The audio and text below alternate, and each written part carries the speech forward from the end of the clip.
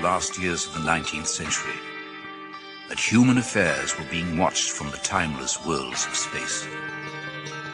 No one could have dreamed we were being scrutinized as someone with a microscope studies creatures that swarm and multiply in a drop of water. Few men even considered the possibility of life on other planets. And yet, across the gulf of space, minds immeasurably superior to ours regarded this Earth with envious eyes. And slowly and surely, they drew their plans against us.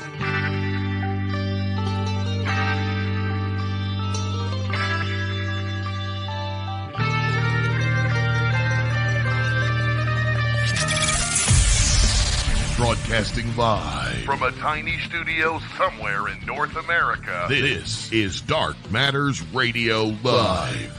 And now I give you your host, the silverback of ufology. Here's Don Ecker.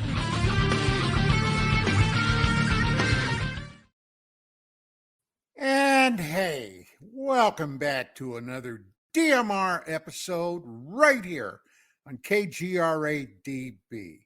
And boy, I'll tell you what, this last week has been a zinger. I was just sitting here just as we were getting ready to go on the air, and I've been thinking about how fast time is apparently zipping by. A month and 2 days ago was Christmas. We're already a month past that.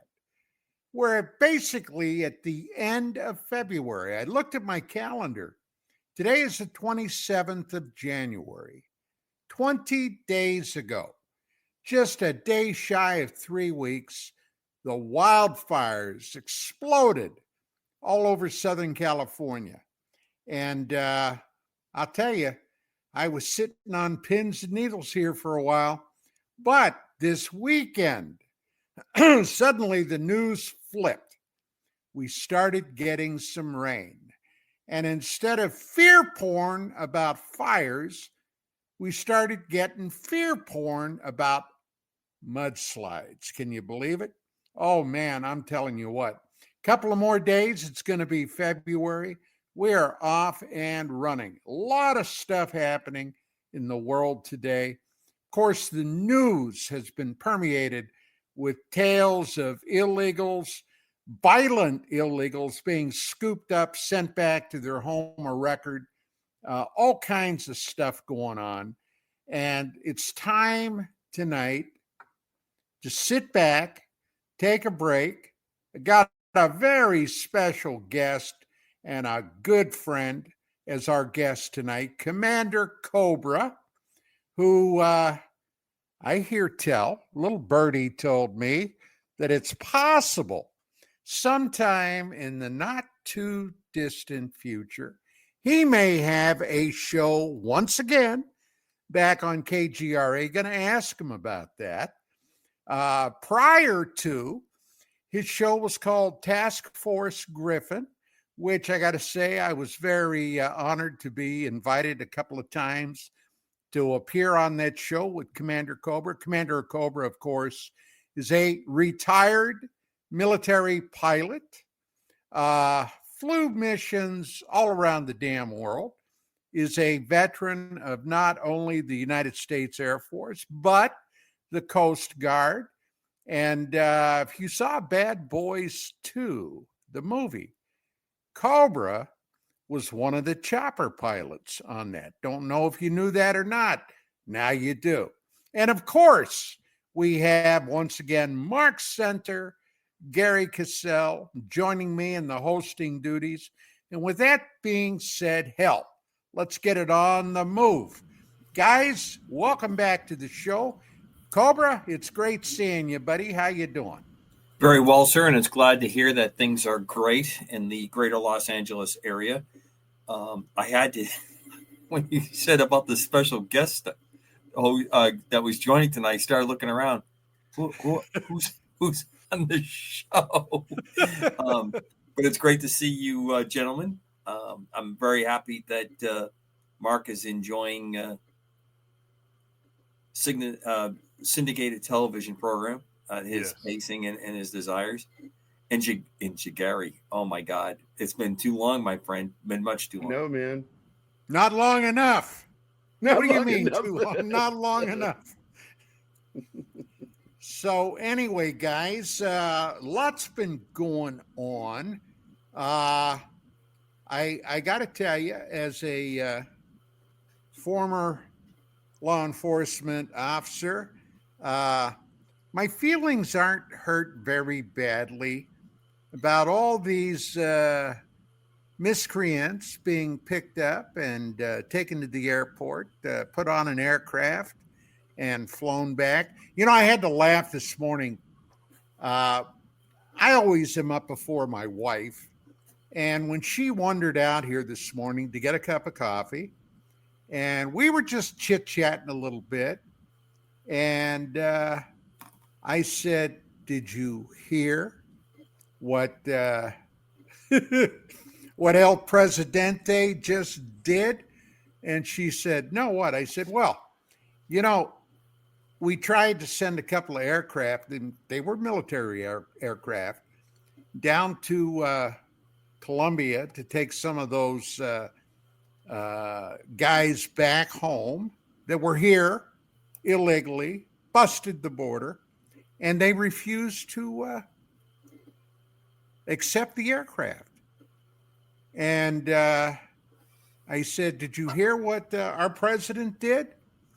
And she said, "What?" I said, "Well, first thing he did, he said he was going to hit them with 25% tariffs. In a week, they would increase to 50%. He's taking a look at all the visas of all the Colombians who were ever. I mean, hey, I don't care how you cut it, whether you like the guy or not. He's got brass balls the size of bowling balls. This guy cracks me up. What do you think, Cobra? Well, anytime you have a leader of a country in South America or Central America that brings up Sacco and Vanzetti in his retort back to the president of the United States, you know you're winning. I don't know if you read his diatribe that he put on after he buckled on this. Look, here's the best way for me to sum this up. I know we're a nation of immigrants. These people do not fit the immigrant legal process. The proper term that's been nullified over the last few decades is illegal alien. I feel bad for people that are families that have done this, but I also feel badly for people who are waiting properly to come across, who spend the money, spend the time, go through the process, and are vetted. And that's lost. That's lost in the discussion. I know countless people who married Americans and still had to go through a lengthy, expensive process to be properly vetted. You know, I'm going through that right now with Anima. Right. So, I mean, this is how it works. I've known a number of immigrants, especially in the Northeast, that overstayed their student visa or their tourist visa, got jobs, kind of worked in the shadows. Some were eventually able to work it out. Others had to go home. It's terrible. That's one part of this situation. The other part is we are at war and no one wants to talk about it. We are fighting a battle between narco terrorists, fentanyl distribution, human sex trafficking, human trafficking in various forms that's going on. And it has to stop. There's no upside to this. This is nothing but tragedy. And if you didn't know, we just a firefight broke out on the Texas-Mexico border today, 3 hours ago. At least that's when the report started, that a suspected cartel ambushed American agents, border agents, and killed at least one. Right. I heard that just before it came up. And this is going to be the next flashpoint that's going to occur, because we have on the border, you have a number of these narco-terrorist organizations that have pretty much the money that they have a very unhealthy relationship with the local government. They have all the techniques and procedures of terrorist insurgent warfare. And there is a reason why the president plans to send more military troops to the border. I'd like to see the president send in Chuck the military, the Marine Corps, the Army, preferably airborne, and create a 5-mile deep buffer zone. And if the Mexican government doesn't like it, Tough it. too bad. And then line that with razor wire, claymore mines, and make it a no-go place to go, or they'd be subject to lethal force. I think if that's how they want to play it, then we play it for keeps. Do you agree or disagree?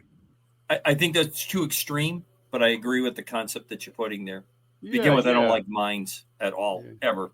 They are, to me, although they're great for a point defense, and I've been in plenty of places where they were used as the defense, of me being on the friendly side of it, I don't like them, and I think they're pretty indiscriminate. I'm not into going into anybody's territory. I don't think we need to enter into Mexico's territory. Let Mexico. Well, they enter ours.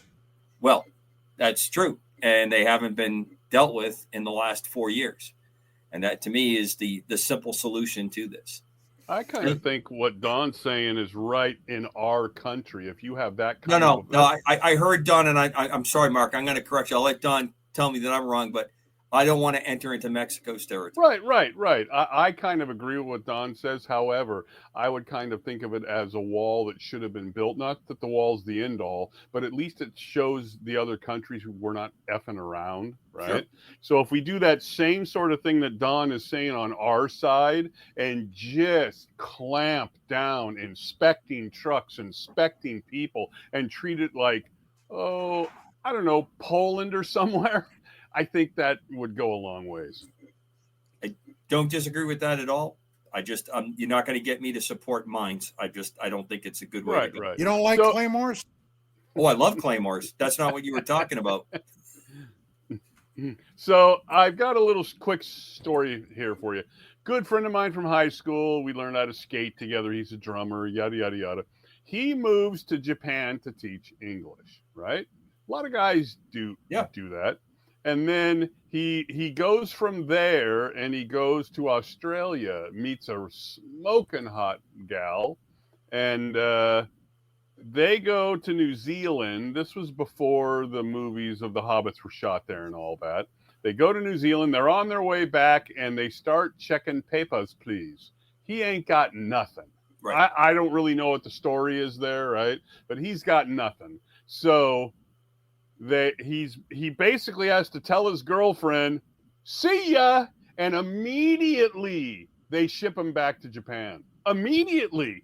In the clothes he was wearing. He couldn't even go pick up his stuff. They said, you're out, and that's it. Boom. Done. I thought that was an interesting, proper way to do it. From New Zealand? Yeah. He was going back into Australia, and they wanted to see passports and stuff, and he had nothing on him. And right away, they brought him to an airport. They put him on a plane. They sent him to Japan because he said, that's where I came from. Well, you're going back. And that happened about 20 years ago. But we don't do that. Japan? No. He came back here. He's on his 4th marriage, I think. So, and he never married the Australian lass? No, but he sent me a picture, and it's like, wow. Wow. Okay, wow. If this was a UAP story, I'd start throwing up some flags of doubt. This reminds me of my friend when we were like 13 or 14 who went out to summer camp and met this smoking hot girl from Canada. Yep. That none of us ever got to see. Oh, yeah. That's not. And the picture suspiciously looked like it came out of a magazine. But all right, Well, his last wife, young, from Germany, if you get my drift, had kids when he was 60, and now they're divorced. It's just his life, right? So, well, anybody who can successfully maneuver around the Pacific without a passport apparently is impressive. Well, it was 20 years ago, 25. It was before everybody started clamping down after 9/11s and things of that sort. So, and I think he probably had them. He just left them, right? Because he felt so comfortable that he just didn't bring them around with him, Yeah. I guess. Again, Mark, I don't know the situation. I'd love to talk to your friend. I don't understand how he didn't go to the embassy to get that straightened out, to get a temporary passport, Right. ask for representation. There's just a lot of things there. Yeah. I can only give the story that he told me, and yeah. So he's a smart guy, but he's not that bright. If you get my drift. Yeah. Yeah. I've never fallen in either of those categories. Well, last week, if we would have been on the air, one of the things we wanted to address was the News Nation story with the egg and the pilot, etc., about all of that. So this past week on UAP Crossfire, Commander Cobra, which is one of the co-hosts, gave what I thought was an absolutely stellar dissertation on how he felt about this whole story and whether, as it was being touted, this thing might have been extraterrestrial. And almost everybody there came to the conclusion, no, it wasn't. But have you given that much more thought, Cobra, about... Yeah, and we have a couple folks from UAP Crossfire audience that have written me extensively. And one of them went to explain that he viewed almost a 3-hour long version of that and explained to me some of the things, the impressions that they had, and looking at the terrain issues that we brought up. And of course, everyone has the problem. Where's the downwash? There's nothing in that that really shows downwash. Now, I have to say that I have not watched the 2-hour long portion of it. He did correct us that we brought up on the show that there was an emotional or a psycho-emotional reaction that the man at the center of this claimed that he had, but it wasn't to the egg. It was to another sighting experience that he had. Oh, really? That's not the way they presented it. Yeah. So again, there's more out there. So to get back to it, just the mechanics of it. No, I really haven't changed on that. I think there's probably a possibility that it is an actual thing that is being slung low underneath the helicopter. I still have questions. The one thing that one of our audience participants sent me in the email was he found it very difficult to understand this person's military background. Because it seems to get sketchy, and he based it against, family members during World War II, during Vietnam, understood, what their careers were like. So in partial defense, I would say that, as you know, Don, people that get into the very extreme and special operator places have different levels. And they have the inability to easily talk about their careers. They can't trace it out very well. Unfortunately, there seems to be a trend when you have that come up. And Mark, I think you'll know where I'm going with this. It seems to be a consistent kind of story. It seems like a Progressive commercial. Not that they sponsor this show or any other show that I'm on, but there's sort of kind of like a beat. I think they should. I'm asking them. I think they should be supporting us.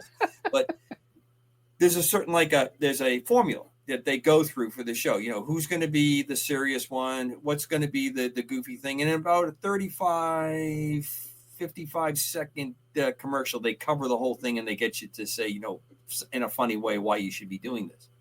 Right. So I see the same pattern come up with a lot of folks that claim military experience. One of them that was sent to me was a former F-16 pilot was explaining, that this looked like NVGs and how it was being done. And, it took him a long time to be qualified on NVGs, which I understand. The way that they brought their qualification in was a long period. Plus, they're moving at extremely high speeds when they're doing close air support or any kind of ground interdiction. But I also point out, as Gary knows, when I went to flight school with the Army in the early 80s, they had us flying solo, 2 student pilots at night on NVGs. So that's just how it operated, in the difference of aircraft communities, missions, all those kind of things going on. So looking which I want to point out, learning how to fly on NVGs is really nightmarish because of, other than just learning to look at things differently through NOGs, it's also you're looking 2-dimensionally. Right. You don't have while flying 3-dimensionally. Yeah, you don't have the 3D effect. But quite honestly, unaided at night is not much better. You don't really have 3 dimensions at unaided at night because when you're using the rods of your eyes, they don't give you good depth perception. And the type of goggles that we're using now are absolutely phenomenal. I was still using the cutaway trucker goggles. In fact, they had a very funny story. On the outside of your goggles were covers because if you had accidentally turned them on in a lit room, you would damage the screen, the phosphor screen that the light is enhanced and sent to. That's what gives you that greenish picture. So the Army, so that you could check them, put a little pinpoint in each one of the little plastic covers. And then when you got in the aircraft and it was dark, you took them off and then, you had them on your helmet and off you went. So you could check it in a room, low light, to make sure everything worked, and then you have the extra batteries. We had whole emergency procedures where you were still flying the airplane, and you would change the battery out, which is pretty hard to do with an aircraft that requires both hands. It's an incredibly well-run training program. Well, apparently one time, I guess this would be just post-Vietnam, NVGs were coming to be very popular. One poor pilot took off, and he forgot to take the covers off. So at night, he had this little pin camera shooting onto it, and he strained his eyes for so badly they had to bandage him up for about 24 hours. And then what the Army figured out was, okay, to prevent this from ever happening again, they didn't put the pinpoint right in the center anymore. They off-centered it so you could do the check, but you couldn't get a reliable picture and you knew to take them off. That's just the human aspect going on. But Don, to answer your question, I'm still doubtful. I think we have a pretty good chance, better than 50%, that this is an actual sling of something. I don't see any indications that would tell me that it's extraterrestrial. It's a very unusual shape. I can't loaded find with tampons, maybe to Michigan or somewhere. I guess we could go that way. I thought it was Minneapolis that needed them, but I guess we're just playing. If I can ask a question to the more professional guy who would be above me right there. And I didn't hear the UAP show, so you may have covered this. You probably did.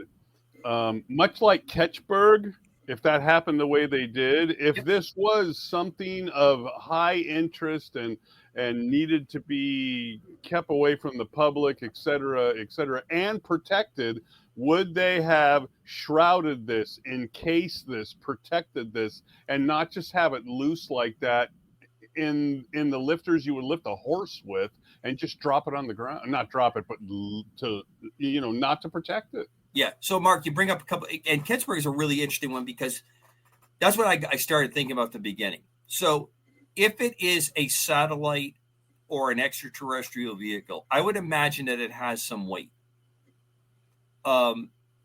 Looking at the highest loads that can be lifted by really big helicopters, H-47s, H-53s, you're getting into the 20,000, 30,000 pound category. But even though it's a big helicopter and with a high line, you're going to have interaction with the ground in some part. And I'm not seeing that. So that makes me think that it might have been a smaller helicopter as claimed. And it may have been encased. But what makes it interesting to me is, why would you pick an egg shape? There are all kinds of canisters. There's Sealand containers that have 4 points that you can stabilize out to a single point. Right. This thing doesn't look like it is easy to handle. It's a very interesting sling that appears to be attached to it. It looks like it's almost adhering to the outside shell, or the outside skin of this egg shape. So that's really, really unusual to me. Now, did you guys discuss? You just said that generally there's 2 people. With the 2 people in there, can you fairly simply remove a hand or 2 to be able to shoot the video at the same time as you're going to land? To me, there's no way a pilot flying a helicopter is shooting that video. It's way too stable. And there could be the possibility that someone really held their head very, very steady, looking down the hatch or looking out the side door if this was done by the hoist. If you do it by the hoist, it's going to be much less weight. And if you're doing it through the cargo hatch, if the aircraft has it, not all aircraft that have belly cargo hooks have a hatch that you can access through there. Right. But that is a very stable picture. And nowadays, with the GoPro type technology that's almost everywhere, it wouldn't surprise me that this is a camera mounted on the aircraft, because it's a very stable picture. Right. So you don't have someone holding a camera or, laying down, because even that, just respiration and moving around, you would see something. That's a very stable camera. I don't see the pilot doing it unless the pilot had some remote camera. Right. Or to control a remote camera that was mounted on the outside of the aircraft. Now, if this is a recovery unit, I would fully expect it to be video and instrumented out. So that doesn't surprise me that we would have it. I was telling the guys last week, the Coast Guard on their hoist, their rescue hoist, has a camera, partially for recording the mission so it can be briefed and debriefed how it went. And also, when you get good footage, you want to put it in for public affairs. Hey, look at the Coast Guard. Make sure you give us money because we're out here saving you. I mean, that's nothing wrong with that. And that's pretty common technology now. So is it a trick of the light, or did I see, and others who have commented on it, it looks like where let's say the 2 cables or ropes go around it and they're in the netting, seem to slightly press in and deflect the body a bit. I picked up a body deflection, especially when it lays down on the ground, so it has more of a membrane. Yes. And that's reminiscent, and Jerry will probably know what I'm talking about, when you move fuel bladders and blutes around. That's exactly what fuel bladders. But I've never seen a fuel bladder with that kind of a shape. When you see a fuel bladder, first of all, they're usually dark. They're never a clear color, because the material that you have to make for it, and it's generally for diesel fuel, which is biological diesel, is much more biologically active. You're trying to minimize the chances of molds growing, and it's a thick material. It can even be dropped to a certain extent. They're designed, some of them are designed to be pushed out of like a C-130 very low over the ground on a pallet and survive, so that you can set up a temporary refueling point. So again, it has that kind, but not even as much as I would expect if that was a liquid. Yeah. It's just a strange shape for that. And it appears to have no weight at all, because it's very lightweight. My guess is it's very lightweight. Hey, and that helps has anybody thought have downwash. Has anybody thought it could have been an egg from Godzilla? Hey, come on, come on, man. We're trying to take this serious with a serious guest on. Come on. Yeah, Don. Well, it was a thought that just came to me. I know that immediately I'm having flashbacks to the 1960 movie Monster Island. There you go. The little Japanese boy with his radio contacting Monster Island. Must give birth there you go. to Mothra. So I know it doesn't surprise you, but I'd like to hear what you guys think about, because I only heard this tonight. Through the editing process, they give the casual viewer the clear impression that his emotional response was to that event. All right, because I watched that thing twice, and now you're telling me there's longer footage out there and this and that, and it had nothing to do with that event. isn't that interesting that they can't even tell the straight story, right? Because that's not the straight story. Why would you start with a truncated version?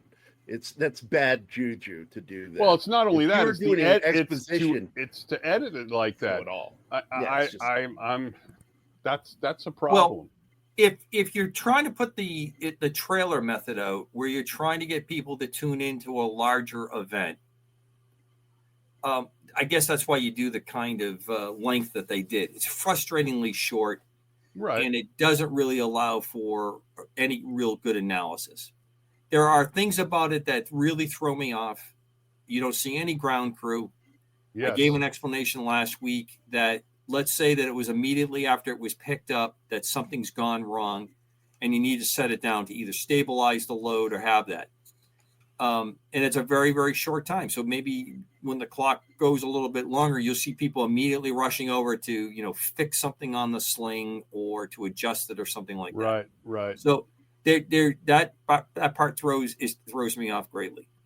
The aerodynamics, as I understand vertical flight in this type of aircraft, with a little bit of experience over the years and a little bit more in sling ops than probably most, just shows me that this is very, very light, that it was very, very stable on that sling line. I don't see a lot of movement on that. But that sling line didn't look like it had any advanced technology down it, meaning I didn't see a release hook at the bottom of it. I didn't see any kind of illumination activity at the bottom. But those are things that are pretty prevalent now. So it wouldn't surprise me that the next picture shows the helicopter going off to the side and you see the line getting slack so that it could come down a little bit low and have that line get into like a J shape, a curve shape, as it's stabilized on the ground, and people come in and check it, and then they come back up and they would lift it up and go off to go do it. I also explained last week that particular shape doesn't allow you to fly very fast, regardless of anything that's going on. Genghis Khan, I'll get to that in a second. It's a good question, but were they trying to stabilize it? Did they have something happen? And I don't expect that they traveled very far with it. Now, is this some kind of a container that something was put inside? Again, as we said earlier, I don't see how that fits because it just doesn't give a good stable shape. Even if you were taking it over the water and you were afraid that you would drop it and you wanted it to float, there are plenty of more stable shapes that float. So I again, doesn't fit. Now, Genghis Khan asked, do I think it's the Tic Tac? Everything I've seen about the Tic Tac has more of a capsule shape to it, not a traditional egg shape. And if it is what I think the Tic Tac is, I don't see how this could possibly be it, because I would imagine the Tic Tac has quite a bit of mass. Yeah, and a hard candy shell.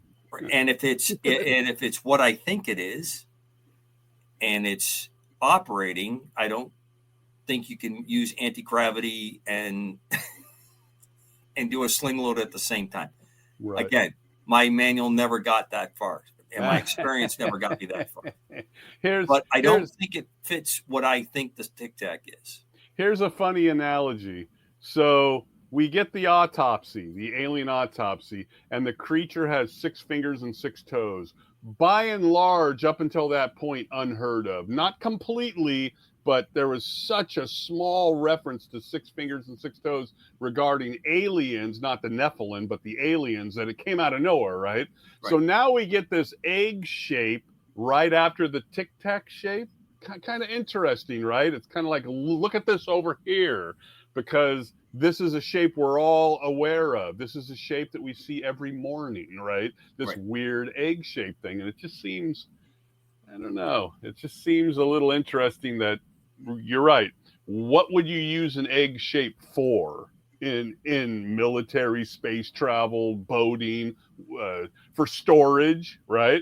What would you use this for? So the closest I can come to looks like the two halves, and I don't see any seam line to do this, but on a number of the ships that I was on, we had enclosures around radars that would look like either half.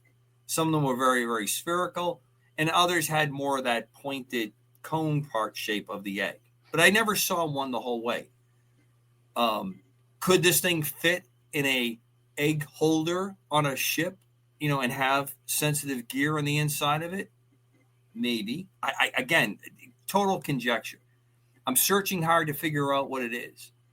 I guess the last part is this some kind of biological container that we've recovered? That's the latest thing that the path I've gone down looking at it. Not taking away from Don's earlier remark, but it is his show. Is this Godzilla egg, or did it come from Monster Island? Right. Maybe not dismissed right off the bat. Are we transporting the membrane that has some kind of biological entity inside it, recovered from a crash? I knew it was Fauci. So I guess function gain research, not gain of function research. So recently, on Facebook, among other places on the internet, I've seen some short videos detailing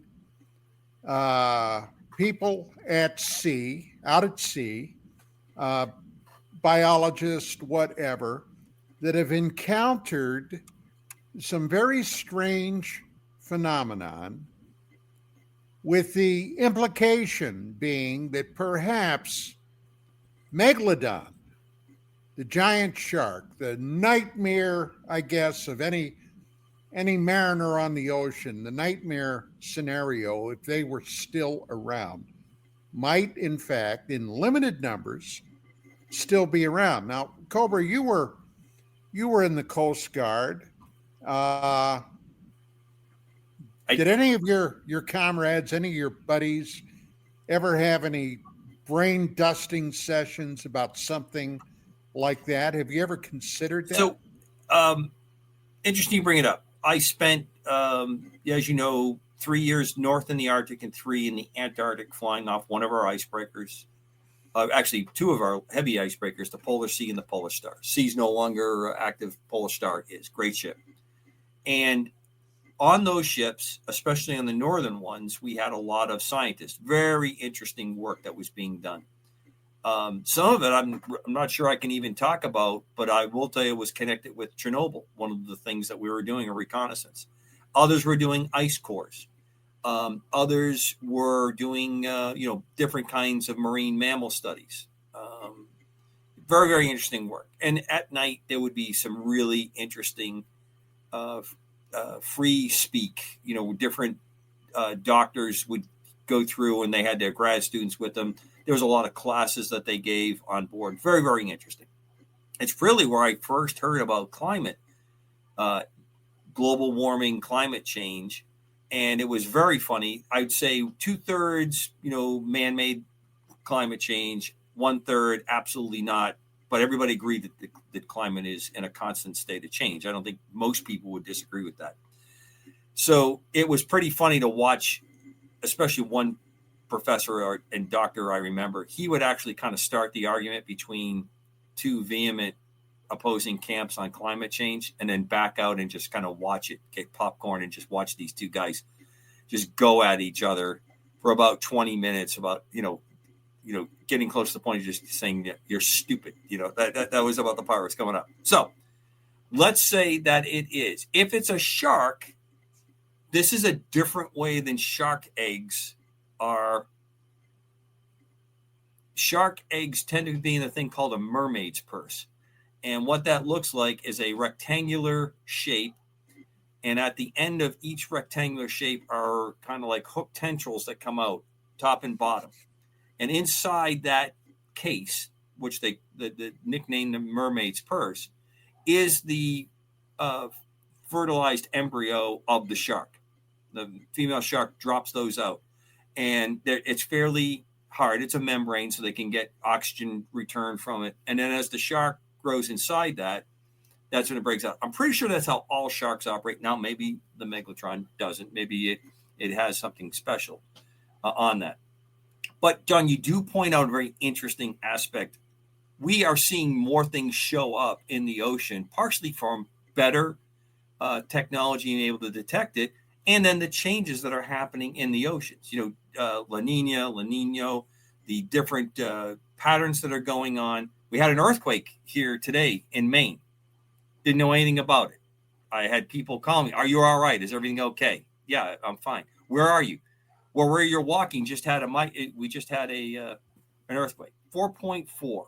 I know you people on the West Coast snicker at 4.4. You don't even bat an eye at 4.4. 4.4 is mix my drink kind of movement.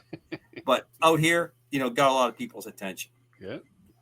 So it could be something biological, and it might be something interesting to recover.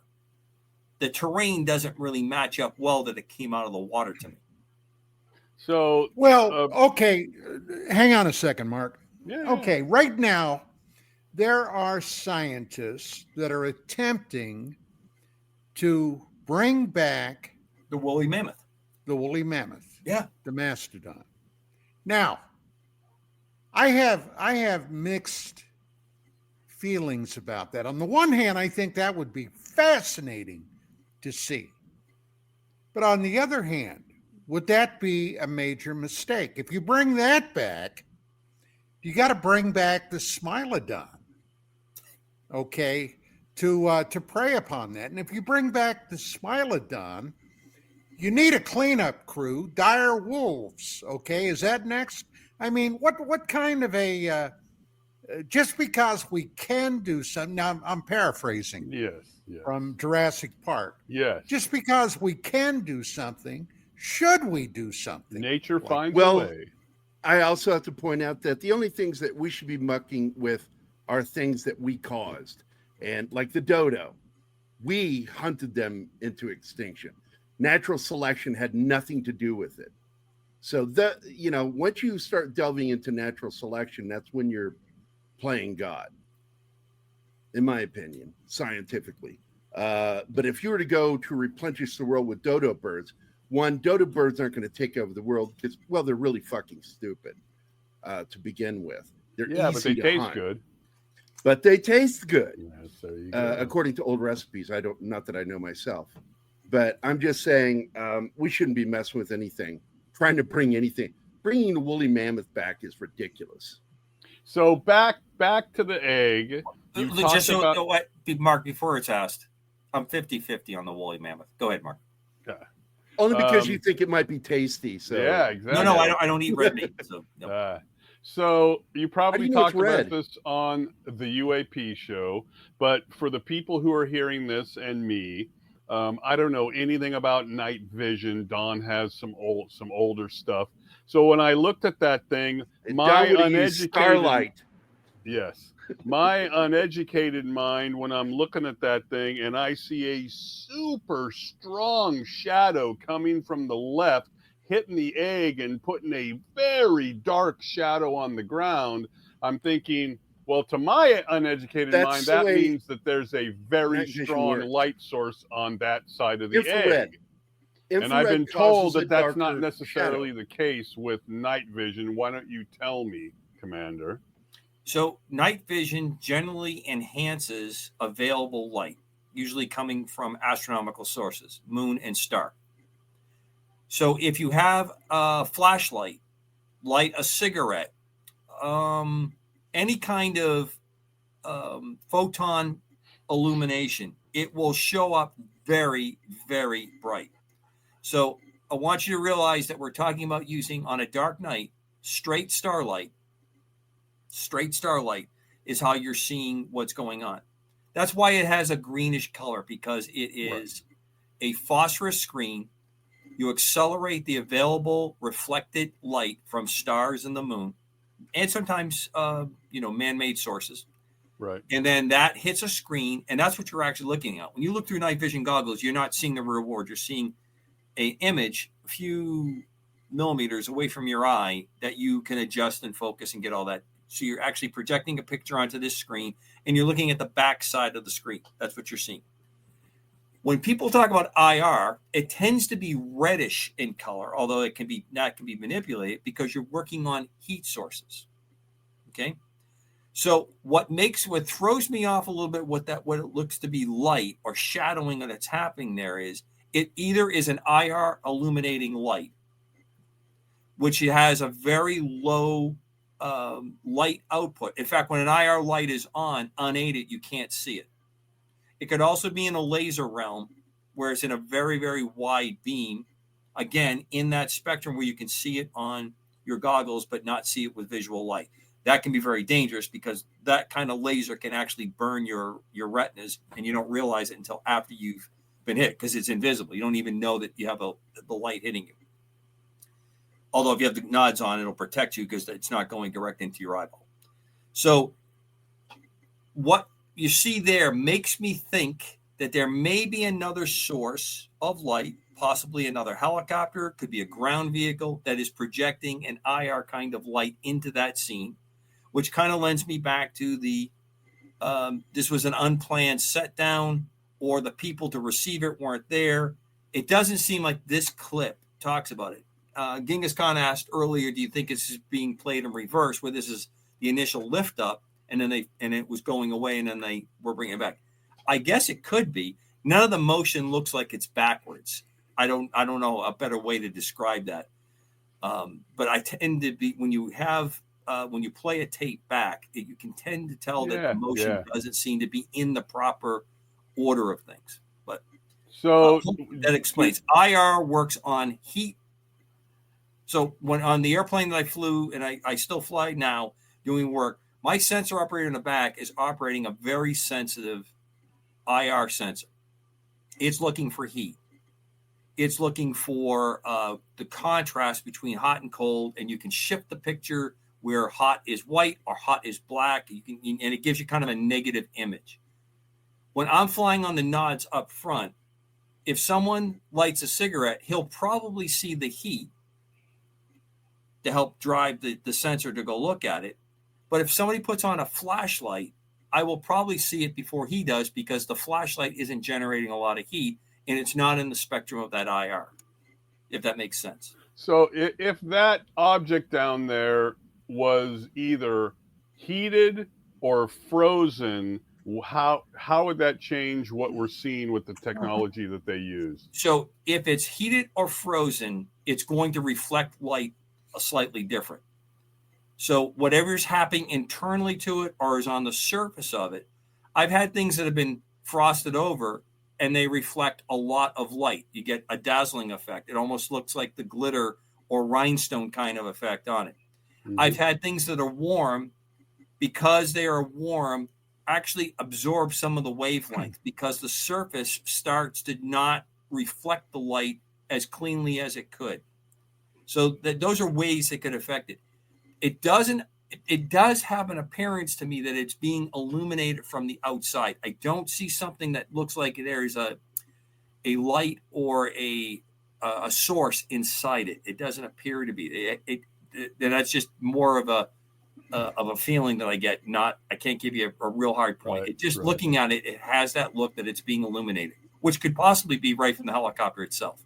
Right. Well, your aircraft that you just mentioned a minute ago. Yep. With your rear seater running the IR. Right. I've been on a couple of times manhunts where we've been looking for somebody and they've overflown aircraft looking for heat sources. Okay. Have you guys ever been involved in that? Oh, God, yeah. I mean, my life in Iraq was commensurate with that kind of activity. Everything from watching people digging holes for IEDs, and remember the T-shirt that I could never get made because they wouldn't let me make it over in Iraq. Plant IUDs, not IEDs. I thought that would English a great shirt. But alas, I was not allowed to reach my artistic potential. Once again, denied. Did you get asked the question, where's your military bearing on that one? You know exactly where my bearing is there, buddy. Due north. So a quick rundown for me and other people that aren't going to know this. What generally are the slings made out of, the different materials, the cables?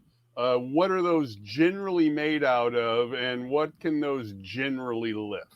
Okay, so I've lifted large trucks, 2,000 to 3,000 pounds, depending on the helicopter, fairly easily. The Huey helicopter, which some people said that this was being flown from a Huey. Well, when you hear the audio, that's what that is. That's yeah, I'm not buying that because I never hear an engine change. I don't know if that's the true audio, though. Yeah, that's what I'm saying. To me, the audio appears to be dubbed. It would be my best. It does. It doesn't match what's going on because you should be hearing other sounds along with that helicopter blade. Especially the engine. All I'm hearing is rotor blades, and I'm not hearing the engine surging up and down. Exactly. So all you're hearing is wash. Mark, before we go to break, to answer your question, a lot of the slings are that kind of flat belt material that can carry, I've seen them rated to 10, even 20,000 pounds. There are metal cables that can go as well. And there are cables that are used that have data wiring inside it that you can connect to whatever that activity in the bottom, which again, I find interesting that I can't detect that here. When I look at the sling cradle or the blanket that this is sitting in, and I told you it appears to be attached, it looks like it has either thin metal or a nylon stabilizing. It looked like a four-way connection on the four corners of that sling that we're holding it, cradling it. And that goes to a center point pedestal that connected to the cable, and then the cable goes up and it attaches to the belly hook, or it could be the hoist if it's a really light thing. The hoist would be about 600, maybe 800 pounds max. Hoists are a lot less because they're really designed to move people. It's not really an effective way to put, equipment and stuff back and forth. It's just extreme. Coast Guard, we used to put a very small pump in a container and then bring it in. So there's various materials. This has a very round shape to me. It has, looking at it, but I can't tell you just by looking at the clip, but it has a very circular kind of look to me on this. So it's probably like a logger's cable, if it's what I think it is. And those tend to be metal. And if you ever watch these guys with the logging, I mean, it's unbelievable. They come in, there's a guy on the ground or gal on the ground. They connect up the log, and the guy or the gal that's flying it picks it up. They have a big bubble window on the side of it. They look over, they're watching the whole time, and then they fly real fast because it's a log and it's trailing on its end. And then they come down, they slow down. They usually can swing it out. They're that good at it. And when they swing it out, they lay it down, and it's right along all the other logs.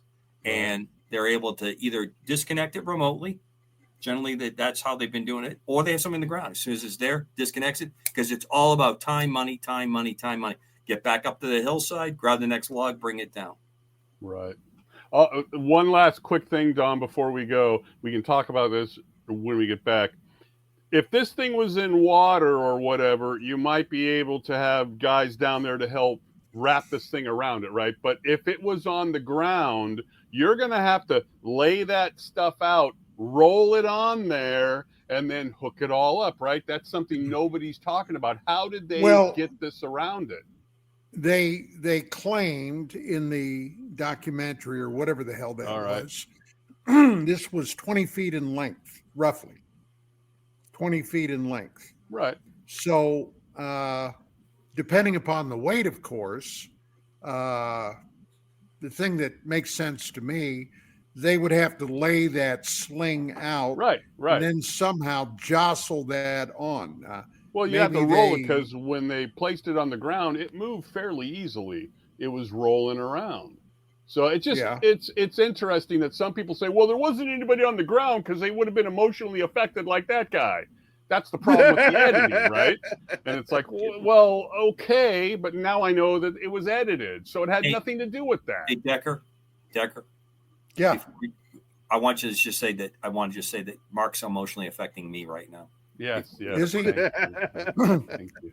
Yeah, I know. He sometimes emotionally affects Look, me. my too. mojo's working, Gary, man. Come on. Gary always emotionally affects me. So I've made him cry I don't many know. times. Yeah, but in a good way. Combat enemas. That story alone is enough to make anybody bring a tear to their eye. Yes, it is. Yes, it is.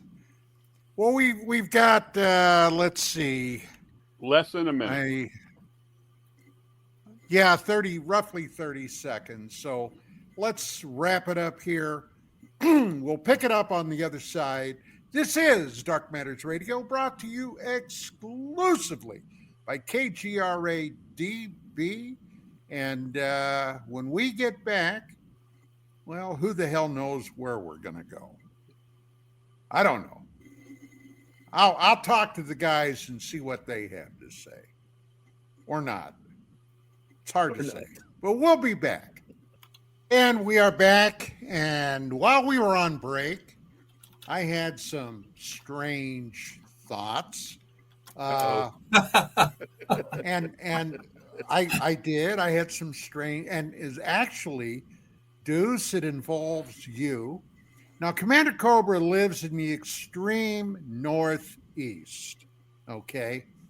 He's basically rubbing legs and thighs with Canada. Now, where he lives, there's a lot of wood, a lot of forestry, a lot of bush out there. And the last... He said, He said Bush. Obviously, I'm going to have to point out that the IED T-shirt may have inspired some of this conversation. Yeah, I know, right? It's possible. It's possible. But anyway, I want to, just for a little bit, I want to get into cryptids. Okay. Now, I've been seeing some videos of late alleging, okay, a cryptid creature that has allegedly been encountered in places like Appalachia, here in Northern California, other places where there's a lot of forestry, a lot of woods, and it has included a creature known collectively. And by the way, a few years ago, before she passed on, and I can't think of her name right now, but she was a reporter that did some extensive research and reporting on a creature known as the Dog Man. Okay. And by all accounts, it sounds like it was actually grabbed from a werewolf movie. All right. Dogmen that are, and they've also been reported in Native American tradition. I interviewed a couple of fellows, actually on 2 occasions, Navajo policemen who had some very weird experiences with that. Now, Commander Cobra, up in your area, have you heard? Now, I'm sure you've heard of reports of Sasquatch, Bigfoot. Yeah, that's not as popular up here as what you're in the cryptid stuff up here. Now, I think you're talking about Linda Godfrey, if I remember the name. That's the lady, Linda Godfrey. Wonderful lady, nice work. She was probably one of the better people you would hear on an interview. She had a really good sense for the art of investigative journalism and putting stuff down. Sorry that she has moved on, but nice lady. We have the Bridgewater Triangle up here, which is famous or infamous, depending on it, where people have experienced in a triangular kind of traced out line between 3-4 different major communities in the New England states, sightings of various animals.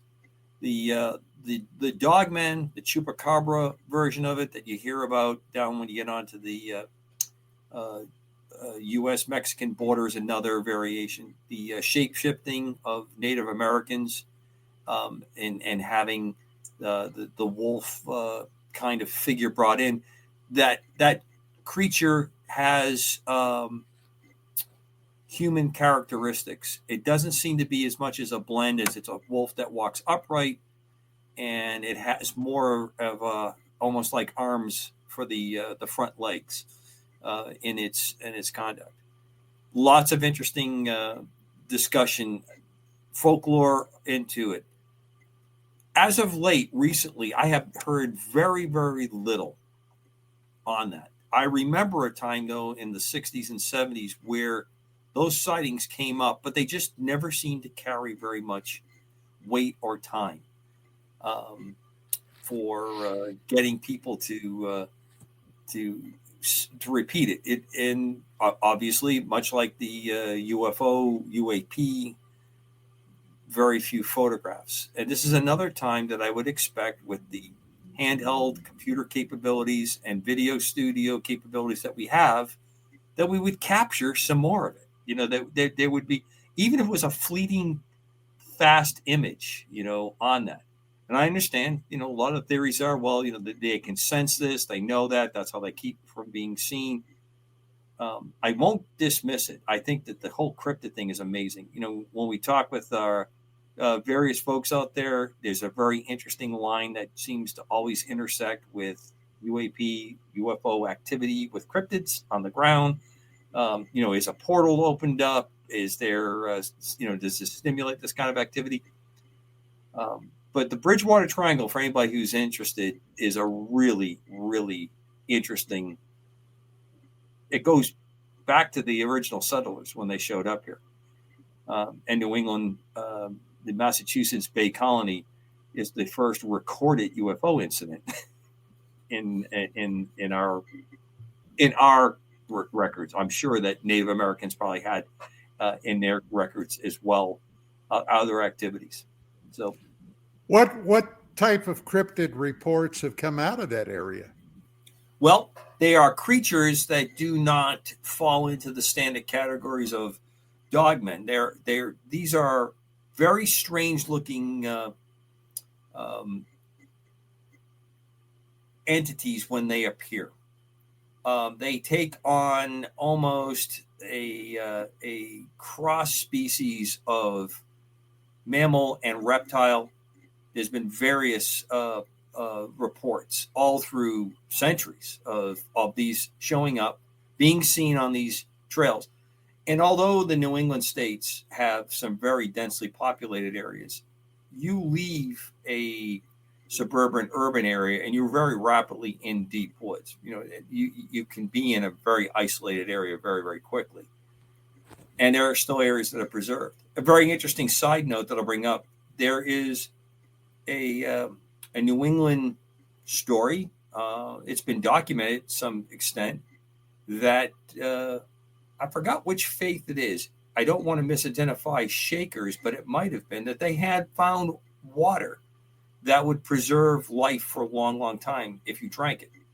And it was there's a spring that's still I guess it's protected. Its location is protected, but I've seen some documentaries where people have visited and they've tasted the water. At one time, it was, you know, bottled and sold. So I guess we started that business pretty early on for its properties that go on. So it's a kind of an interesting area when you look at some of the stuff that comes up. But these cryptids that have been seen tend to be four-legged creatures, and they have this mix between mammal and reptile kind of characteristics. Well, let me ask you this: have there been reports that, for example, farms have lost animals that they've attributed to this?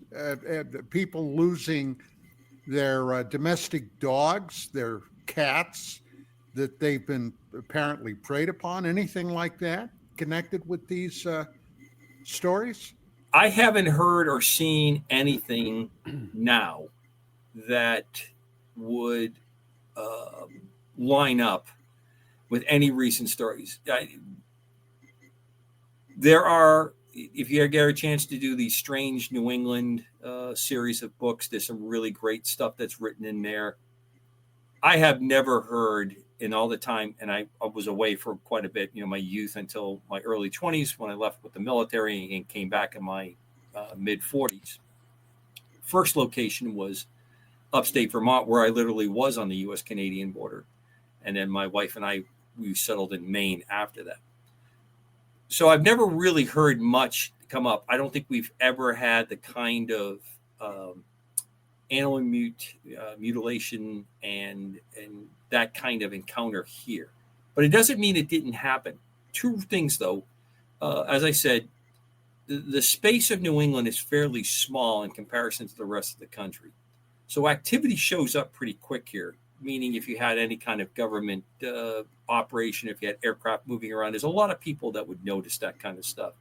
Where after being out in the West, especially the Southwest, the desert states, it's amazing, the difference in physical geography. I mean, it's just I can travel through almost all the states in 8 hours, and there are times you can't get across Texas in 8 hours, or parts of the Southwest.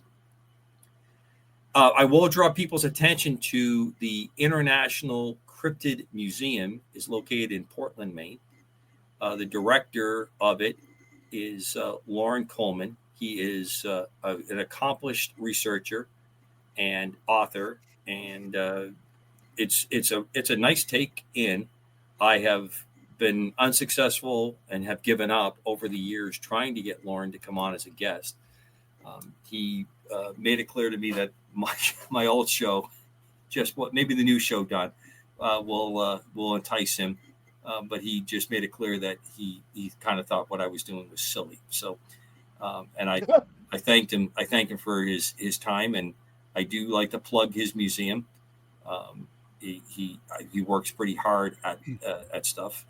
And he thought Task Force so Griffin was silly. He thought it was silly. Yeah. But that may be my interpretation word of how he phrased it on that. But I enjoy going to his museum, and I pick up books from time to time and videos. He's got some really good stuff on Bridgewater Triangle from the research, but he's also a worldwide investigator. And of course, it centers mainly on the Yeti, Bigfoot, Sasquatch kind of studies. And, that's an interesting one all on its own. But the dog men, is a very interesting one, how it shows up and its repeated parts of different parts of cultures before they intersected. There's these exchanges. It reminds me of the kinds of things that you would experience or see. I don't know if you've ever met people that think that the Earth is much younger than what we think, and that the geographical period is much more comprised or compressed. And that's their explanation why in so many cultures on the globe, you have the mention of dragon or dragon type beasts, because they were around much longer and much later into our time record. And that's why they show up in places like Asia, Europe, all through the Middle East. There are creatures that are like this. And if you look at the weather record, we brought it up earlier. In the Middle Ages, Britain was much warmer than it is now. So if you have a large reptile that needs the warming effects because of it being a cold-blooded creature, that does make sense. I think it's a worthy point to make, that all these activities can be a mixture. Now, it's funny you bring this.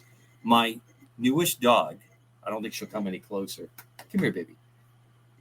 We just adopted a dog about a month ago. And we didn't realize it when we did that it was going to give us celebrity status. I'll see if I can grab it here.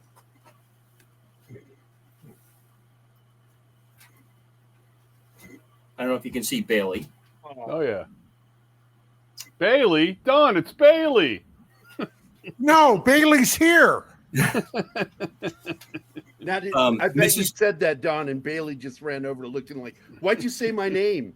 Mrs. Cobra stopped by a wonderful dog rescue just to give a donation. Yeah, of course. course. And then came back, and she had a look in her face that I either knew we were getting a new dog or she had had a car accident. She didn't know. So Bailey looks very much like my dog Bear. She's just she's a Hungarian version of a farm protection dog, and she has been with us for a month, and she's doing pretty well. Nice. Zeppelin the pig and her have yet to really bond. That's the last of the networks. Don, don't you find it interesting with the cryptids that with technology they've pulled out some incredible detail out of the footage that Patterson and that guy shot, right? I mean, it's just incredible, right? And you're looking at it going, wow, that's amazing. And yet, and I watch the stuff on YouTube and the Thunker and guys like that. It's funny. We got that footage from the 60s that they continue to work on, kind of like the Shroud of Turin, and they clean it up and show more and show more. But generally, I'm speaking in generalities here, generally, we reverted to potato cam now, where we can't even use AI to pull the stuff out of the new videos, but we can go back to that video and just continue to pull out more information.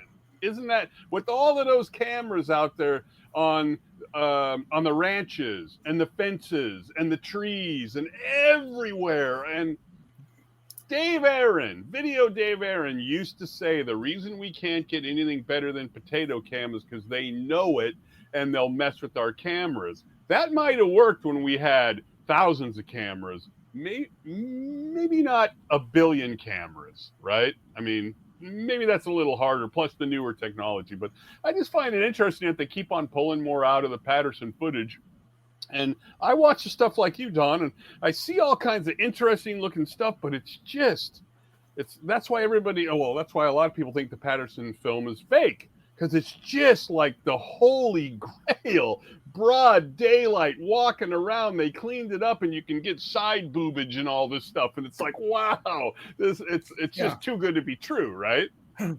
Well, speaking of Sasquatch, Bigfoot, I had a very interesting connection that I made in my mind. You guys are all familiar with actually it's lauded as one of the first literary works in human history, the Epic of Gilgamesh out of Sumeria.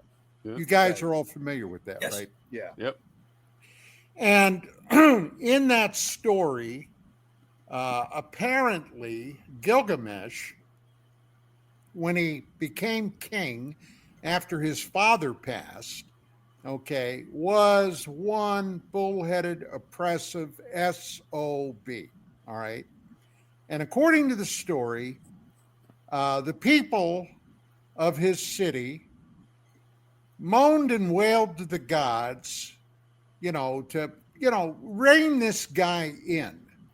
And the gods decided, well, they'll do that. And they basically put him in contact with what was described as a wild man. And this wild man, all right, when Gilgamesh met him, they ended up battling for several days, all right, before Gilgamesh was finally able to subdue him. Now, Gilgamesh, his physical stature was described as being, now listen to this, maybe 14, 15 feet in height. He was, according to the legends, all right, the product of his human father and a Anunnaki goddess. All right, so he, if this is to be believed, he had basically E.T. heritage in him. And this wild man sounds almost hauntingly like a Bigfoot creature, a Bigfoot Sasquatch type creature. Have you guys ever looked into that? No. Well, it does, Don. We've talked about this before, and it does bring up a lot of a very interesting touches in other parts. You have in the Bible, First Testament, Old Testament, first part of the Bible, however you refer to that, where you have beings that are of huge stature, that are just gigantic. Obviously, David and Goliath being one of them, but there's others in there. There are countless records and accounts of in museums all through Eastern Europe of skeletal remains, especially large skulls, large bones that are human or have human type design, meaning they walk upright. They don't have the large ape family. The separation is there. So this is, to me, has always been extremely interesting. Just recently, the last maybe, 8 years, 10 years, I've heard a lot talking about that Neanderthal didn't die out, that there was intermingling between Neanderthals and Cro-Magnon, that some people share that genetic coding as opposed to others who don't. Ron Perlman. Say again? Ron Perlman. He's living proof that evolution doesn't always work. So as I was saying, just saw him last night. I rewatched Pacific Rim. Yeah. Oh my God, what a tool that guy was. He was voted most likely not to ever have to wear prosthetic makeup when he played a monster when he was in high school. Well, Don, he played his real self in the movie, right? So yeah, right. But anyway, this thing about giants. Now everybody has heard. There's actually a couple Kandahar. stories. Yep. Well, but I wasn't thinking about that. All I right. was thinking about right here in the United States, back in the 19th century, in the 50s, 60s, 70s of the 19th century, a lot of gigantic humanoid type bones were found, and sent back to the Smithsonian Institute, where they mysteriously disappeared. All right. Allegedly, mysteriously, they disappeared.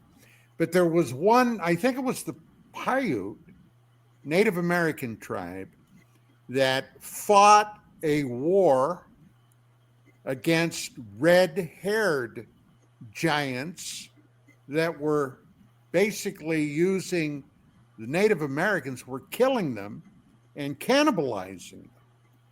I'm sure you guys heard about that. Yeah. These red-haired giants. So yeah, I think there is something there, but what the hell happened to them all? How about this? Partially responsible for this. With better nutrition and things, we've gotten bigger as a species. So if you're talking about a long time ago when they're eating lint and dust balls and they're not getting that big, could it have been possible that there were some people who just had the opportunity for better foods and better nutrition, who over time were just bigger? And what I mean by bigger is the mid 6 footers to mid 7 footers that we see all the time now in basketball and things. But back then they were seeming like really giants compared to these people who are 5 foot tall. I'm not saying Mark, that accounts for all of them. You touch upon, if you're bigger and stronger, then you are going to get more protein and more calories than everybody else. Right. And if you are physically, of a height difference, when the average height was probably someplace in the 4 foot category, you're talking double the height. I mean, I'm sure you've been on older ships, the USS Constitution. If you look at the racks, the beds on the USS Constitution, a ship that goes back, 2.5 centuries, they're incredibly small. I mean, right.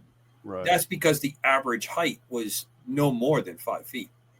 Right. It was, probably between 4.5 and 5 feet. And you have exceptionally, big people that show up. So if you're stronger, you're going to get more calories. But George Washington was over 6 feet tall. Sure, I'm not saying that, and I'm not saying that George Washington was, grabbing and eating other people's sheep and goats and stuff like that. Let's not even go down that path, Don. Talking about the father of the country. I don't even Goat want to have eater. that. Damn goat eater. I mean, this is going to end up with that. Did Abe Lincoln really kill vampires based on that? Yes, I saw the this- movie. no, I saw the know- movie. I know thought this it's is a going. documentary. So Oh, it my doesn't goodness. surprise me that you would have that. On the other end of the scale, Mary Joyce, friend of mine down in North Carolina, her site, Saucers Over the Cachers. She has a really interesting site. She did extensive work in North Carolina with the Native American tradition on the opposite end of the scale. These little people that were running around in the woods there. And she has documented a lot of evidence that when they were building one of the university buildings, they found these very well developed tunnels that were made for very small people if they were done by people, dug in the dirt there. And it's very interesting. They talk about these. So are these people coming out of the Irish Celtic tradition? So that we have really big redheaded people come over and show up? Well, we know that all along Newfoundland, Maine, what is now Maine now, Massachusetts, we've had all kinds of Viking explorers and settlements that attempted. A lot of the names for things here talk about grapes because grapes and the collection of grapes was a huge industry to grab. I mean, they would come here. So the vineyards and all those kinds of things you hear, that's vinelands. That's why you hear that, because they came here and they found grapes. Did the small people, the leprechauns, accompany them? It fits in there. There seems to be evidence, but once again, you have these reports and then it disappears. And all I can go to is that scene in the first Raiders of the Lost Ark. Top men. We have top men working. Men. Who? Top men. men. Well, the problem I've heard about with the leprechauns is the Native Americans kept trying to steal their little charms. You had to go there. I mean, I would have been disappointed if you didn't. The only thing that could make it You better were now is expecting it. I saw it in your blew eyes. some of that drink out your nose because you really deserve to go with my Lucky Charms. So when it comes to something like the Kandahar thing, let's say something like that happened. Clearly, we're not going to get the information out of the military, the government, etc. But would you think that something like that, if known by the locals, would, especially since it happened at the time of cell phones and other communication, it wasn't that, it wasn't 100 years ago.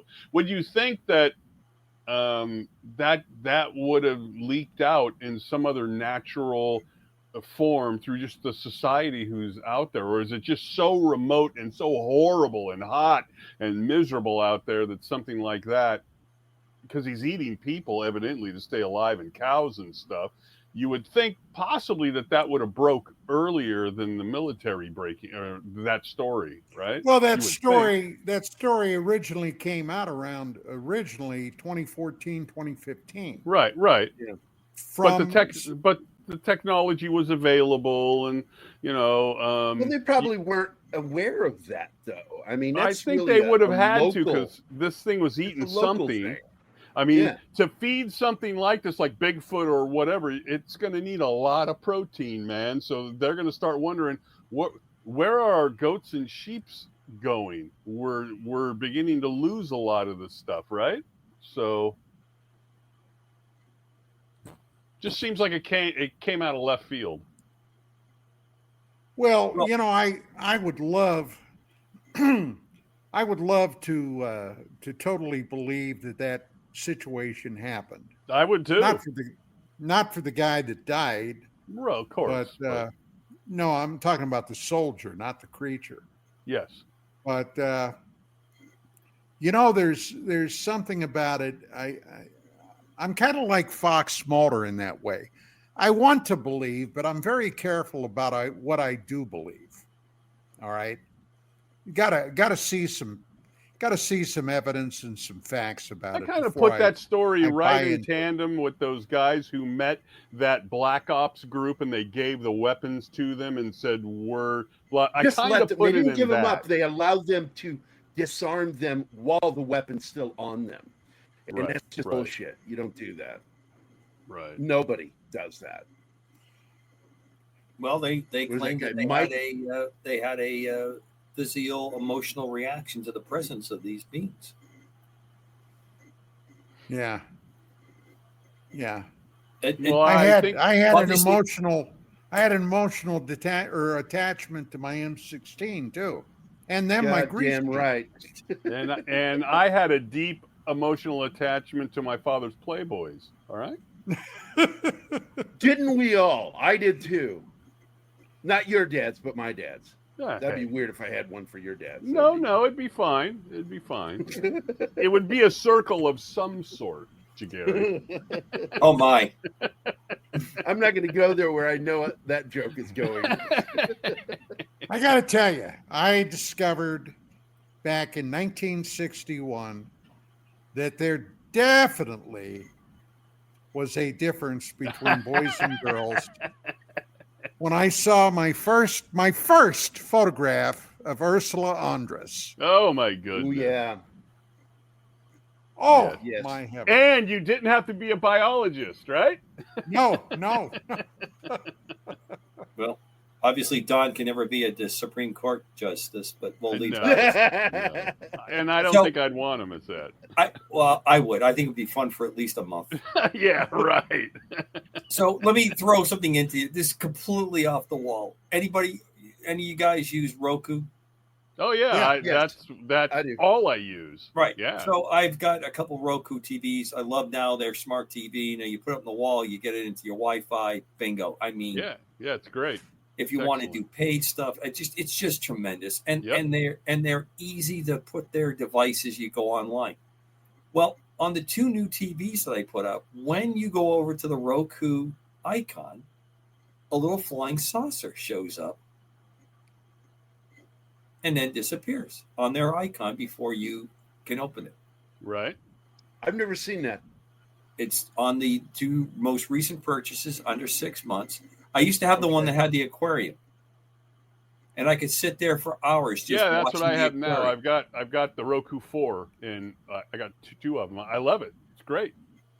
I was just curious what they're up to with the flying saucer. What's happening? Because it's a very cartoonish 1950s invasion of the saucer Yeah, and it's just kind the of culture. image. It's just the culture.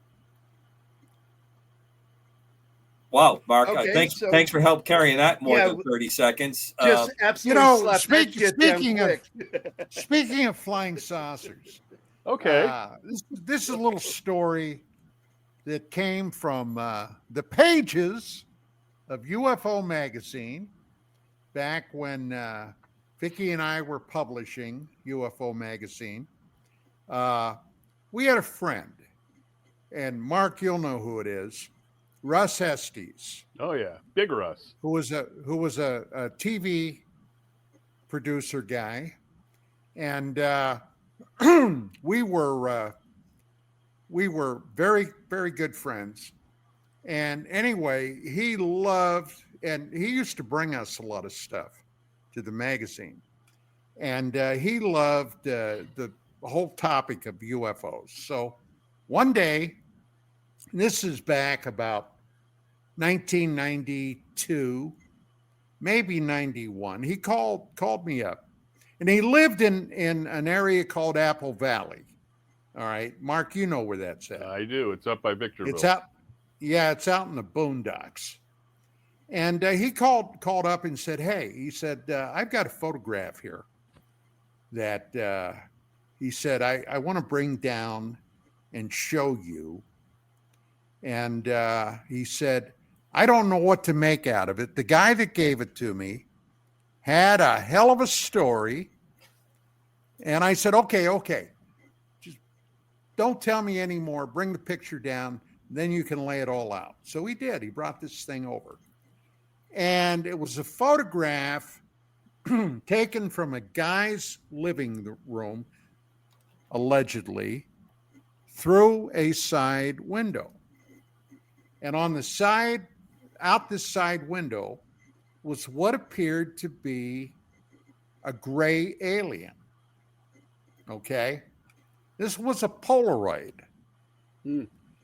And I looked at this thing and I didn't know what the hell to make out of it. And on the surface of the picture was like somebody had blown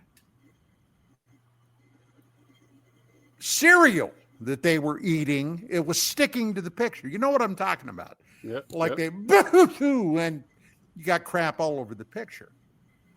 And I looked and I said, Russ, what the hell is this?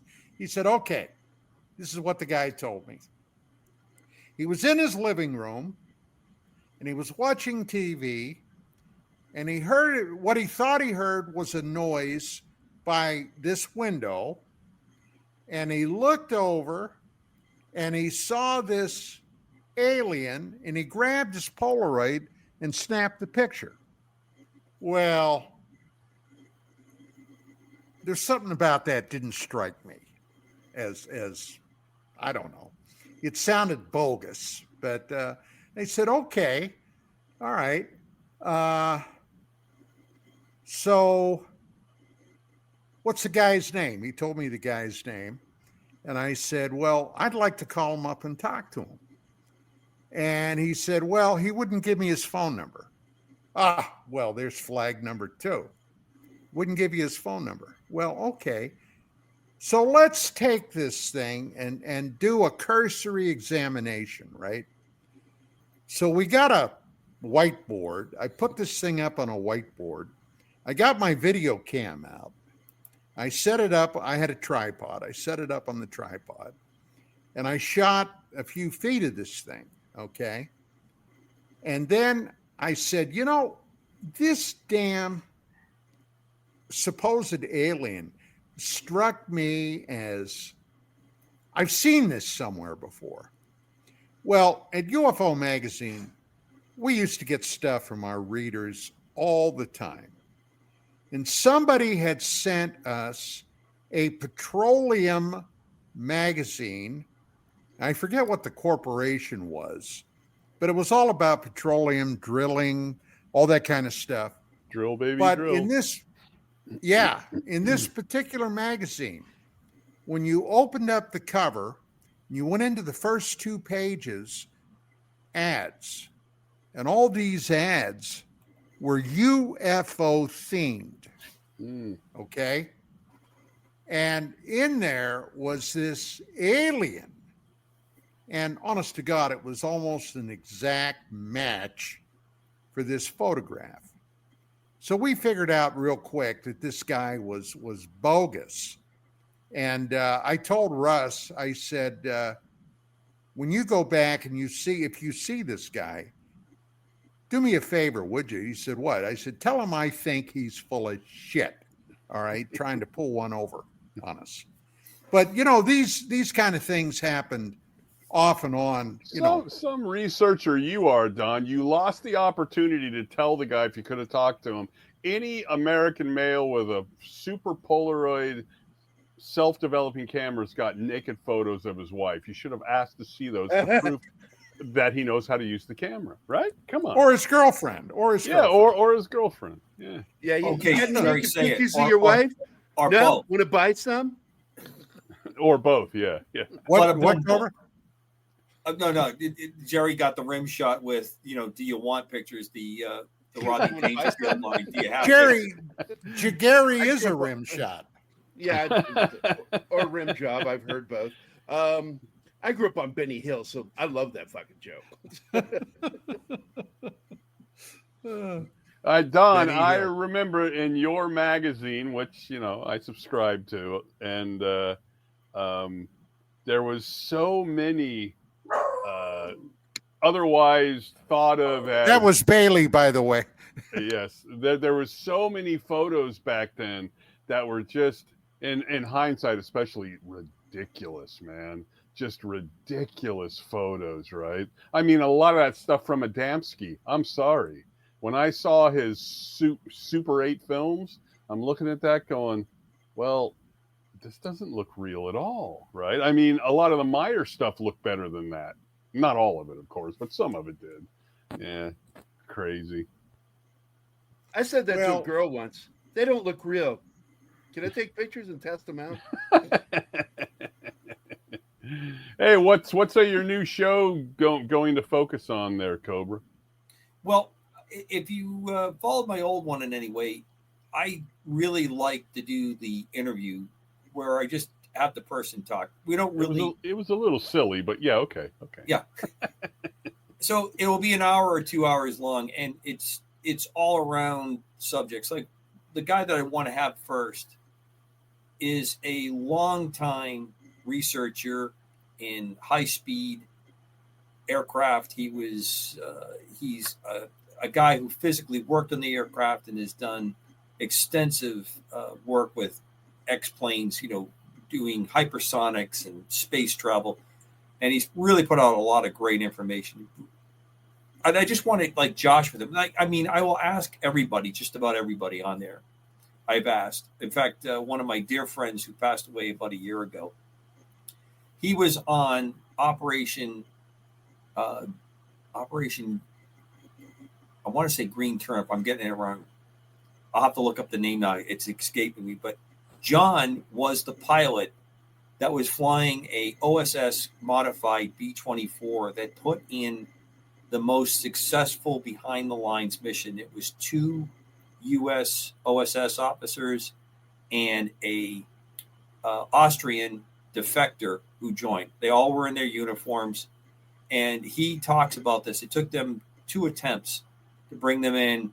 These guys parachuted out of the airplane into Austria on a frozen lake, 100-knot crosswinds, that he brought that thing at night to bring it in, get it below the lip of the thing. These guys parachute out, and it was Inglorious Bastards is what it's based on, because these guys were behind the lines. And the way it was is everybody was in their uniforms. So if they got caught by Americans, the U.S. guys would say, well, this Austrian guy's our prisoner, and vice versa. The Austrian guy would say, hey, these guys are mine. And they did all kinds of interesting operations. John caught up with the lead guy. Generally, they never got to meet, but there was a delay before they could go in. They had to do very numerous attempts. And they found out 20, 30 years after World War II, they were living very close to each other in Virginia.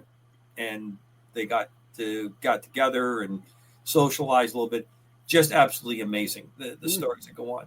So I try to record a lot of those kind of conversations, and it's across the spectrum. So right. I'm going to try to return to that.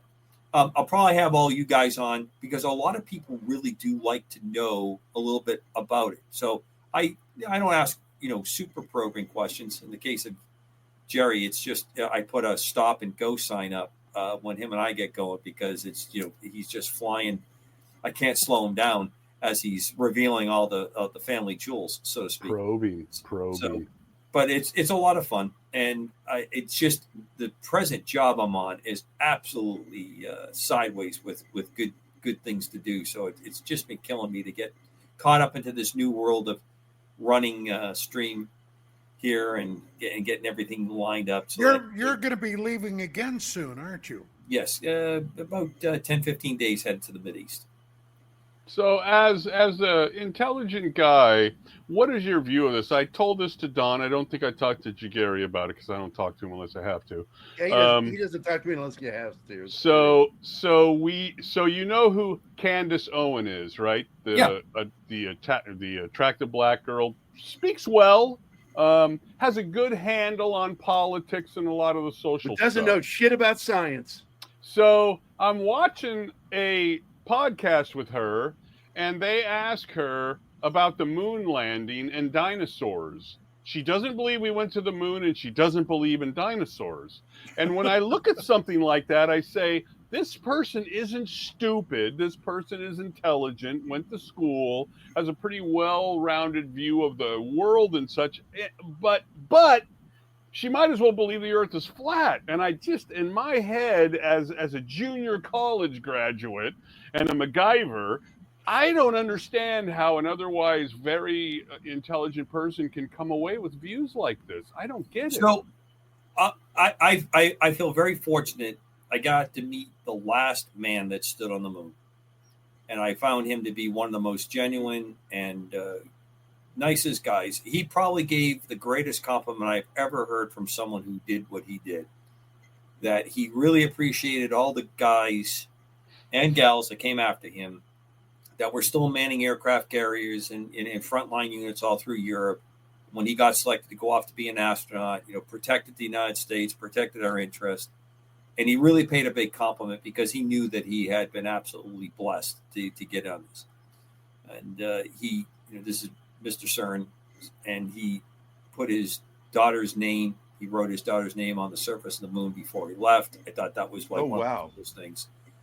And his book, Last Man on the Moon, I stood in line. I was the last guy at the Naval Aviation Museum in Pensacola to meet him. And he was as gracious as if I was the first person. And I mean, that guy was there signing books, took the time with every person there, and including me. And I asked him, and he inscribed the book from one great dad to another great dad. And I gave my dad the book because my dad was crazy about the whole space program. And as you guys know, on the UFO stuff. So getting back to Miss Owen, I do understand why people think that we may have faked the moon landings. After meeting people that are there, no. But often, in the effort to look better than we are, we definitely put out photographs that were changed to give better PR capability. And that's the kind of stuff that fuels the conspiracy, Right. And, and you get to a point where you have such distrust. Okay. I mean, for God's sakes, we talked about this the other night. We still don't, we're going to find out hopefully about JFK, RFK, Martin Luther King. Fantastic. Okay. But we don't even know what happened to Lincoln and his assassination and what was the conspiracy behind that.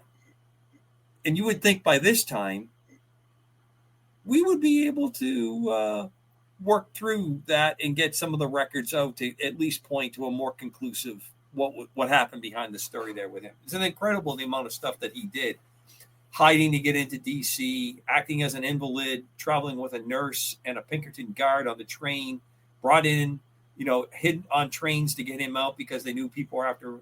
It's just amazing. And we don't have the clear story. I'm hopeful in this one. But we live in an age, you're watching the X-Files. My God, that's the whole basis of the X-Files, right? Yeah. And we're trying to peel back the layers of the conspiracy because we have self-appointed bettors who go and tell us the masses can't handle this. Okay? They can't handle it. So we're not going to put this information out. No, And when I was just saying go ahead. I understand the moon thing, right? How some okay, stuff I know. I have nothing. But the dinosaur thing, I got nothing on the dinosaur. What can I tell? I don't know what to say. Poor educational experience. I don't think so, though. Based on everything else about, and I'm not picking on her. I just she seems very educated to not know. That's an example of a highly educated person who seems to have a handle on life. Who says, dinosaurs? I'm not buying it. It's like, you've got to be kidding me. The bones. I know. So let me give you, Mark, it may lead into something we're going to discuss later on this week on UAP Crossfire. So I had another tag that came to me on an email. Come on, Commander Cobra, what do you think is going on? So as I was talking about our helicopter and egg, oh, by the way, our listener from UAP is listening tonight. I'm jumping back and forth between screens. And he said that the helicopter he had derived from listening and other things he'd heard was a Bell 212, which is a twin-engine Huey. It is something that could lift in the neighborhood of maybe a ton pretty easily. It doesn't have a port in the belly that you could look down, as I was describing before, if it was a bigger helicopter. But if there's a GoPro type sensor camera there, so that the crew can see what it is with, looking straight down, that would show up on the screen. So that might give the explanation, or it's coming off the hoist. It really looks like it's a belly position to me, just the stability, because that was right under the transmission and that's right under the rotors. And that gives you your best stability. Mm-hmm. When you put it off to the side, now you're entering all kinds of moments, because it's up and forward and up. So that would make sense. If the aircraft it's fairly lightweight on that. So I just tried to throw that out, that we got some of the best audience on the planet, as I've always said in the past, and people are always engaging. What about the UAPs in New Jersey? Things have gone silent. We're waiting for the president to put something out. Someone said to me, "What do you think is going on?" And I said, "I think they're testing. I think they're testing, and I think that they are engaging in some stuff out there." Well, why would you test there? Well, you might have a target. There might be something to go look at. And also, you may want to have the world see it. But the reason you would do something as obvious in one of the most densely populated areas in the world might be to signal that you have a capability that's going on. And that's the reason why you're doing this. And I don't think it's the drones themselves. I think it's what the drones are carrying, or the UAS systems are carrying. That might be what's happening here. And I think that may be what is maybe something that is responding to. But the reason this is happening, and if you remember, we've had some other major bases that had some very interesting activity. I'm not talking about the small, the person that's overstaying their student visa from the People's Republic of China. The guy who's going to graduate school in Michigan, but he took vacation in Virginia, and he just happens to be flying a drone all over Norfolk Naval Air Station and Naval Station. And it gets stuck in a tree, and he tries to convince the guy, "Hey, I need to come on your property, get my drone. It got stuck." And the guy, "Yeah, let me see your driver's license or ID." Takes a picture of it, because the guy says, "Maybe I should leave." I'm not talking about those kind of events. I'm talking about the ones where at night, very specific time period, things shut down. Wright-Patterson Air Force Base is one of the latest one that happened. And bam, off you go. So, X-Lady, so great to see you're still around. I haven't talked to you in ages. I think that's what's happening. I think that's why it might be slow before the president releases, but I think he is going to put something out. I will put forth that you do something like this because it's serious enough that you're not getting. This is more of an operational test, and you may actually have a specific mission target set you're going after. And we know there's a lot of activity because of the man that's now seated in the White House, and it doesn't surprise me in the least that would happen. But it's pretty dramatic. Well, the litmus test, as I see it at this point, is whether the JFK, RFK, and Martin Luther King files are released. Exactly. If those get released, that's a huge signal to the swamp, right? Well, I'm going to put one more spin on that. They need to be completely not redacted. Yeah, exactly. You're completely going.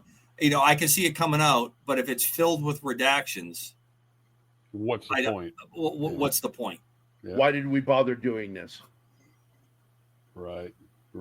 Hey, I sent out a bunch of stuff that I collected off the shorts, off of Facebook and YouTube, and they're probably AI create. I mean, I know they're fake, but they may those videos, yeah.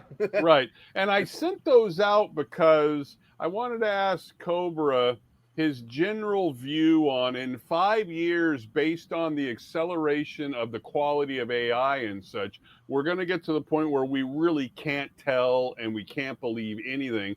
How do you think that's going to affect the research and the paranormal as a term in like five years, especially for the new people who are coming up who don't have the decades that some of us have in? I think we're entering a very scary period, because if you don't have any kind of moral guidance on this, I'm not asking you to be religious. I'm not asking you to identify with an ultimate being that created the universe, but you don't have any moral coding.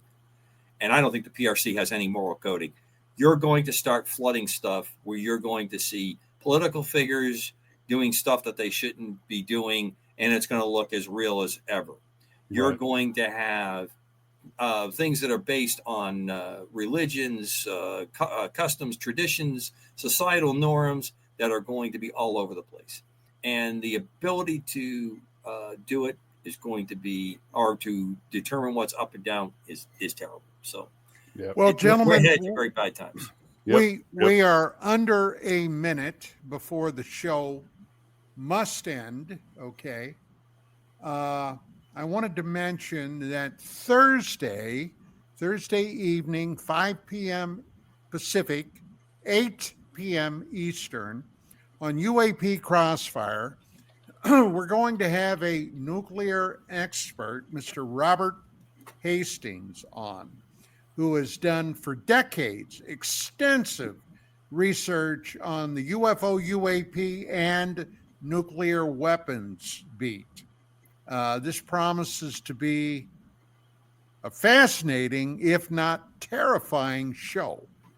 And Commander Cobra will be there along with Chris DiPerno, myself, and the Padre, Dan Carlson. So, Yeah, with like that being Dan, by the way. With that being said, gentlemen, I want to thank each and every one of you.